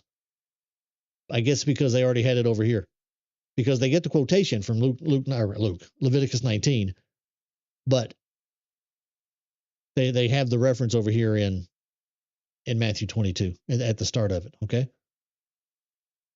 two greatest commandments: love the Lord God with all your heart, soul, and your mind. Okay, first and great commandment. Second is like it: you shall love your neighbor as yourself. Okay, when Jesus said those two things, verse 35 of Matthew 22, it is a lawyer that came up and asked him that. By a lawyer, we don't necessarily mean here like an attorney, like we think about. This is not, Morgan and Morgan trying to sue Jesus over a car wreck. That's not what's going on here. But this is somebody who is versed in the law, which would be the law of Moses. Effectively, he would then know rabbinical lore, tradition, and so on. Okay? He's effectively testing Jesus to see how well Jesus is versed in the law. Because if you had just asked a Orthodox rabbi, to use that terminology, if you had just been walking down the street and you came across a competent rabbi of Jewish teaching and you just asked him this question, he'd give you the same answer. Okay? The Jews already knew this answer. He's effectively being tested here. Do you know the answer? He didn't make this up.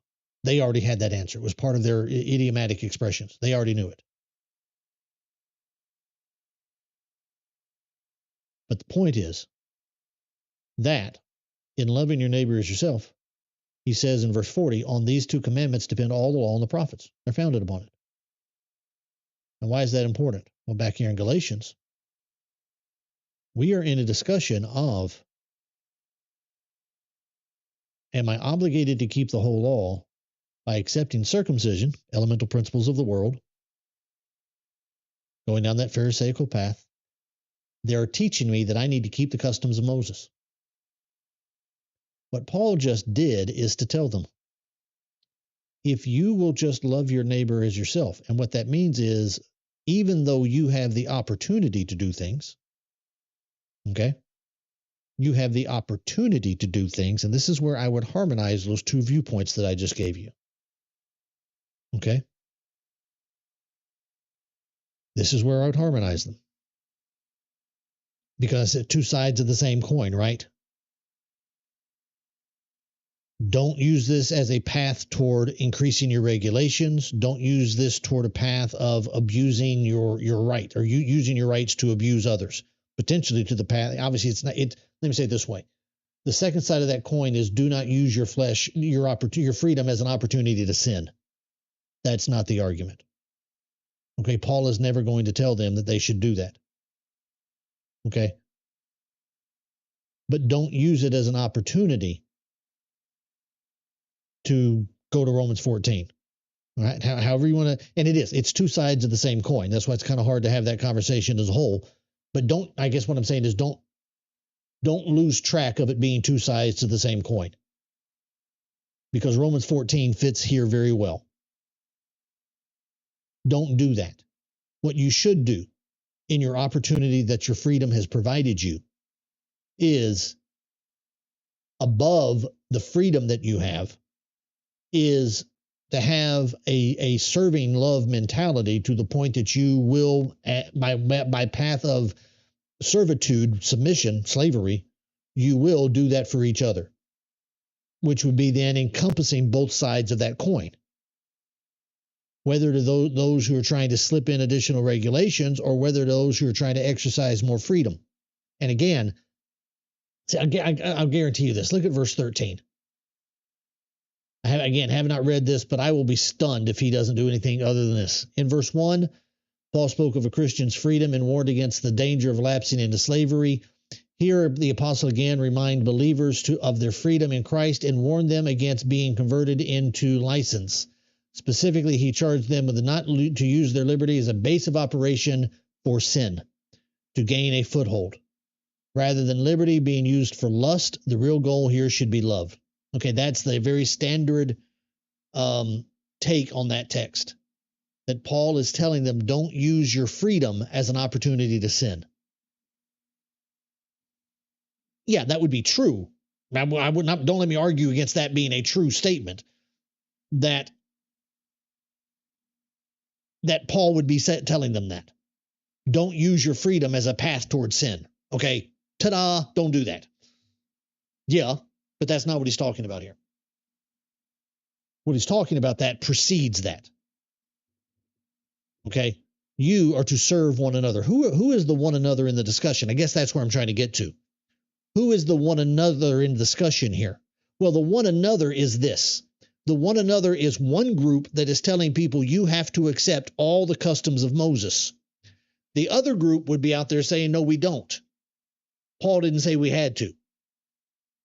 And here he is telling them you should not be allowing yourself to be subjugated to that structure of the elemental principle of the world way of following the law. But guess what he just did? Up here he says, if you find yourself obligated to keep the whole law through that elemental principle, you have now been severed from Christ and fallen from grace. So that is a hard break between the Judaizers and Paul right there. He just said it again here in verses 11 and 12. If I followed them, the cross is removed. No harmony between us. Man, at this point, he has just left that in we are about to break the churches of Galatia in two. Bang. We are about to have the first denominational construct in the church if you put a period right there.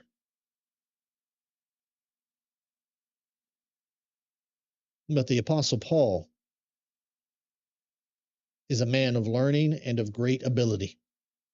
And he's inspired by the Holy Spirit. Guess what he just did? The whole law is fulfilled in one word: you shall love your neighbor as yourself. After having written for 4.5 chapters that there is not another gospel, guess what he just did? He just turned it around. If what you get out of this is you, through love, serve one another, Not only did you just fulfill the gospel, because the only thing that matters in Christ is faith working through love. That's the only thing that matters. Guess what? The only thing that matters in the law, if you want to do everything that is in the law, here's an idea. Love your neighbor as yourself. You Judaizers who are trying to get everybody to keep the law, here it is. Love your neighbor as yourself. In other words, shut up about your doctrine. That's why I hedge on this phraseology here. You see, that commentator turned it directly towards sin. Don't use your flesh as a license to go out and sin. That's not what and that is not what's going on in Galatia. There is nobody in Galatia who is trying to sneak in as much sin as possible. Everybody in Galatian churches are trying to get out of sin. They are trying to become perfect in the gospel. Everybody's trying to do that. They are not trying to be sinful. Where in Galatians are they where are they trying to be sinful? Okay. You can find some of that in Corinth. They're trying to tolerate sin in Corinth. Okay. You could find a little bit of that maybe at the end of Philippians. You can find some of that in Ephesians. Where in Galatians are they trying to do that? Every time in Galatia, they're trying to get out of sin. Why is he telling them don't do that? Now, would that language fit for that? Yeah. Would that statement still be true if he's dealing with sin? Yeah, would be true. I just don't think that's what he's talking about. Opportunity for the flesh here. Romans 14, I think, is the best overwrite for that text. That's why I went there. And if you want to draw everybody together, love your neighbors yourself. That's the point.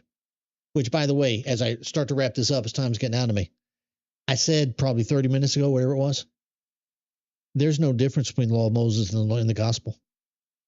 Oh, yeah, better promises, better so on and so forth. Yeah, there's that difference. There's the fulfillment versus the type, antitype, the shadow of good things to come. Yeah, there's that. But there's no difference in what they are. They are not a law system and then a faith-only system. No. Under Jesus, what matters? Only faith working through love. If you would like to fulfill the entirety, that's faith working through love, by the way. If you would like to fulfill the entirety of the law, guess what you need to do? Through love, work toward one another. Love, works, and one another, faith. Same system. You fulfill the entirety of the law by loving your neighbor as yourself. Love working through faith, or faith working through love. What Paul just did as he wraps up this section is to unify the law of Moses and the gospel, which strangely is exactly what he does when he talks about the law of faith. It by no means contradicts the law. It upholds the law. Ta-da. Same system, both places.